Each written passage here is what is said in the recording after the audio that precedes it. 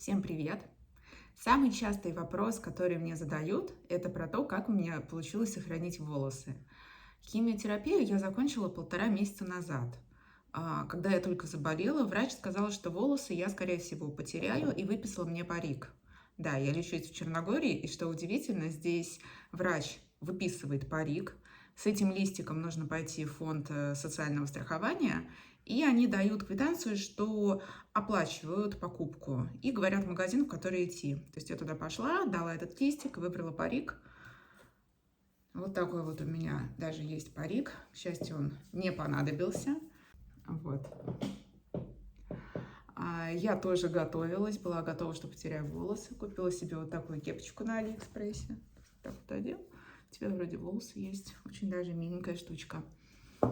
Что я могу посоветовать? Волосы у меня изначально были вот такие длинные, но я сразу решила, что постараюсь их сохранить. Первое, что я сделала, это отрезала их коротко, то есть где-то вот такой вот длины. Если посмотрите мои первые видео, там видно, что волосы на первом видео длинные, потом они стали короткими. То есть они едва-едва вот так собирались, вот такой вот малюсенький хвостик. Что мне это дало? Это дало возможность не видеть, как они постоянно сыпятся. На ночь я одевала сеточку, чтобы их не собирать по подушке. Мыла голову я не чаще 1 раза в неделю. В остальное время просто, чуть-чуть вот так вот пшикала сухим шампунем, чтобы обезжирить, и одевала кепку. То есть кепка, панама, все что угодно, чтобы спрятать вот это вот безобразие на голове. Ролики, как я причесываюсь, и действительно, как у меня вот эти вот клоки волос выпадают, есть на канале, тоже можете посмотреть. Единственное, что мне очень хорошо помогало, это вот такая вот пудра. Ей я пользовалась достаточно активно. То есть вот так вот берется и подмазывала вот так вот проплешины, скажем так, где больше сыпались волосы. И это позволяло как бы подольше ходить, не так сильно комплексовать, что волосы действительно выпадали.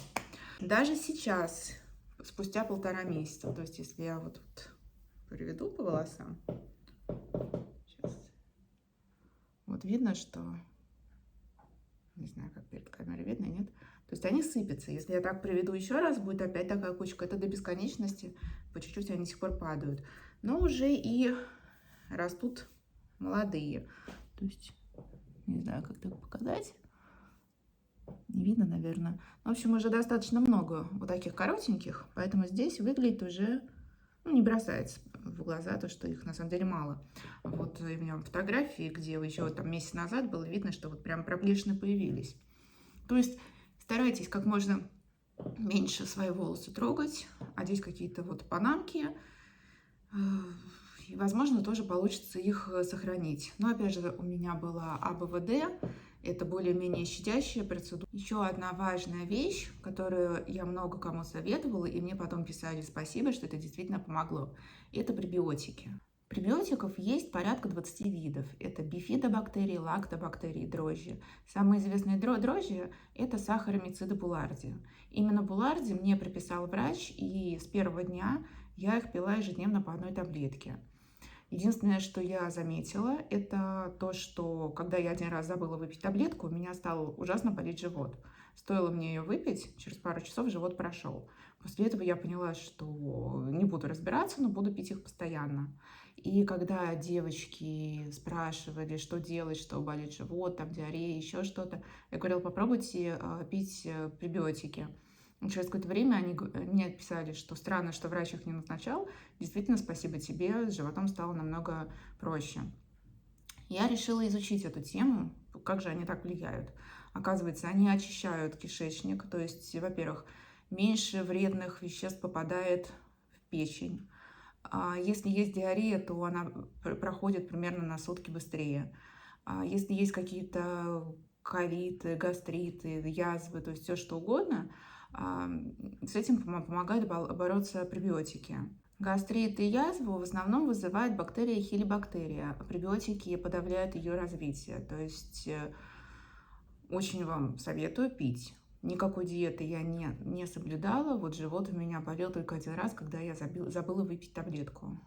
То есть за все лечение проблем с животом не было совсем. Сегодня у нас воскресенье. В пятницу я прошла 5-е лучи. Завтра еду на 6-е. Вчера сделала чистку лица ультразвуковую с небольшим пилингом. Мне врач сказал, что уже это можно делать. И где-то через полгода очень хочу вколоть ботокс. Вот эти вот морщинки прям очень сильно раздражают. Единственное, очень сильно испортились зубы. То есть стоит их, не знаю, 1-2 раза недостаточно почистить, уже видны маленькие точки, то есть кариес просто моментально начинает образовываться. Сами зубы немного пожелтели, то есть раньше они были намного более белыми. Отбеливание зубов тоже как минимум через полгода буду делать, потому что многие страдают и стоматитами, еще чем-то на химии. Ну, то есть организму надо полностью восстановиться, полости тоже. А какие-то легкие вот отбеливающие пасты, это я уже использую. Это смотрите по состоянию слизистой, противопоказаний нету. В принципе, можно жить достаточно полноценной жизнью, проходя лечение. Для меня самой главной побочкой было это замедленность, вот, не знаю, очень сложно было подобрать какие-то слова, очень сложно высказаться, особенно не только на русском, вот на сербском или английском. Я просто брала паузу и пыталась понять, какое мне надо вставить слово, которое подойдет. Я просто забывала слова. Это, конечно, очень напрягало. Нужны какие-то вот усилия. Я даже до сих пор делаю какие-то паузы, пытаясь подобрать правильно слова. Мозг еще тормозит. Но уже лучше, чем было. Вообще мне говорят, что до года может полностью восстанавливаться и организм, и мозг в том числе. Ну, в общем, так.